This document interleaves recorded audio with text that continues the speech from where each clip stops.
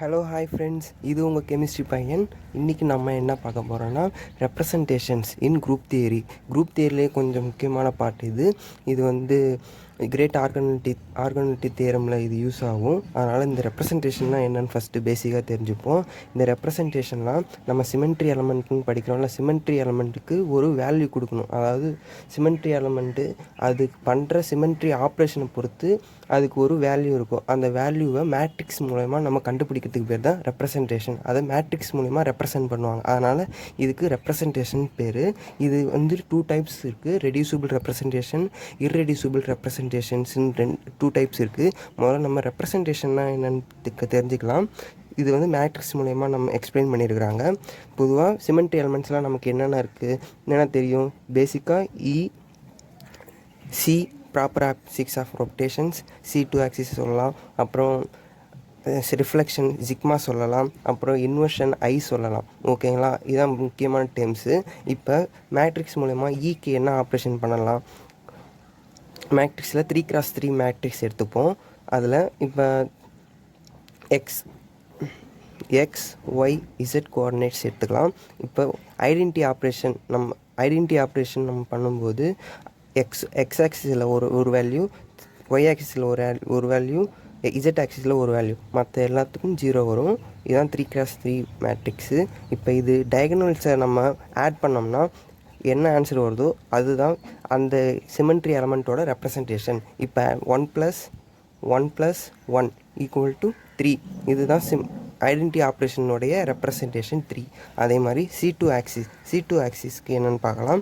C2 ஆக்சிஸ்க்கு 3x3 matrix போட்டோம்னா C2 axis காமனாக H2O molecule இருக்கணும். இசட் ஆக்சிஸ் பொறுத்து தான் நம்ம பிரின்சிபல் ஆக்சிஸ் போடுவோம். அப்போ இசட் ஆக்சிஸ்க்கு 1 கொடுத்துப்போம், ஒய் ஆக்சிஸ்க்கு -1, எக்ஸ் ஆக்சிஸ்க்கு -1, மற்றதுக்கு எல்லாருக்கும் 0 0 கொடுத்துக்கலாம். இப்போ இந்த டயகனல்ஸோட சம்மேஷன் வந்து என்னது, -1 + -1 + 1 = -1. அப்போ C2ஓட ரெப்ரசன்டேஷன் -1.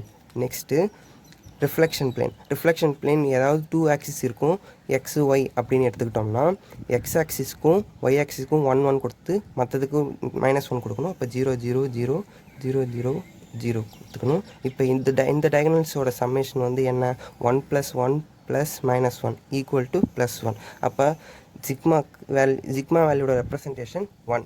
ஓகேங்களா, இதுதான் இது. அதே மாதிரி ஐ ஆப்ரேஷன் சென்டர் ஆஃப் சிமெண்ட்ரின்னு சொல்லுவோம். அப்போ சென்டர் ஆஃப் சிமெண்ட்ரினா அப்படியே தலைக்கீழாக சொல்லி ஐடென்டிட்டியோட தலைக்கீழே தான் சென்டர் ஆஃப் சிமெண்ட்ரி. அப்போ +1 எல்லாம் -1 இங்கே ரெப்ரசென்ட் ஆகிடும். -1 -1 -1 0 0 0 0 0 0.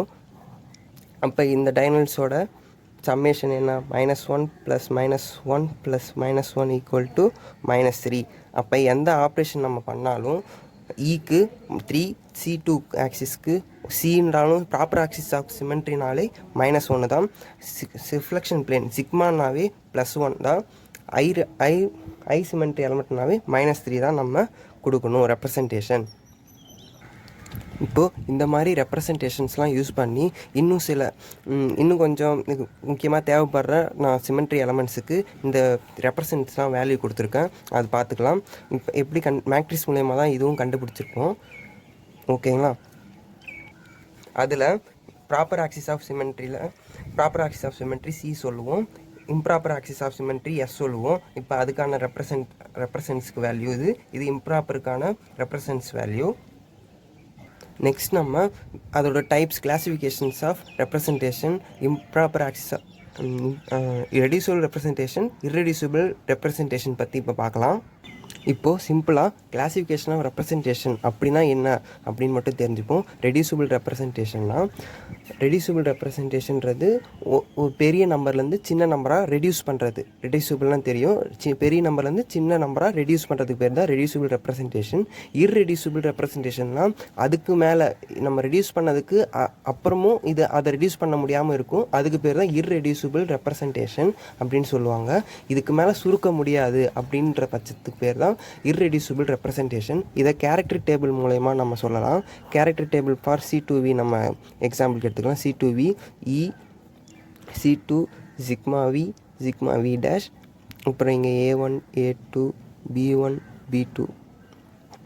இது character table for C2V point group. இப்போ இங்கே இருக்க இதுக்கெல்லாம் பேர் கிளாஸ்ன்னு சொல்லுவாங்க. கிளாஸ்லாம் பற்றி நம்ம நெக்ஸ்ட் கிளாஸ் பார்க்கலாம், நெக்ஸ்ட் வீடியோவில். இங்கே முலிக்கன் சிம்பிள்ஸ் இருக்குல்ல, அதை ரீப்ளேஸ் பண்ணி இங்கே தான் இர்ரெடியூசிபிள் ரெப்ரசன்டேஷன் அப்படின்னு இங்கே நேம் மென்ஷன் பண்ணிருப்பாங்க. IR irreducible representation. இந்த வேல்யூக்கு மேலே எதை சுருக்க முடியாது அப்படின்னு இங்கேயும் இதுவும் ஐஆர்னு மென்ஷன் பண்ணுவாங்க. Irreducible representation. இந்த இர்ரெடியூசிபிள் ரெப்ரசன்டேஷனை சுருக்கி ஒரு ஆன்சர் வரும்.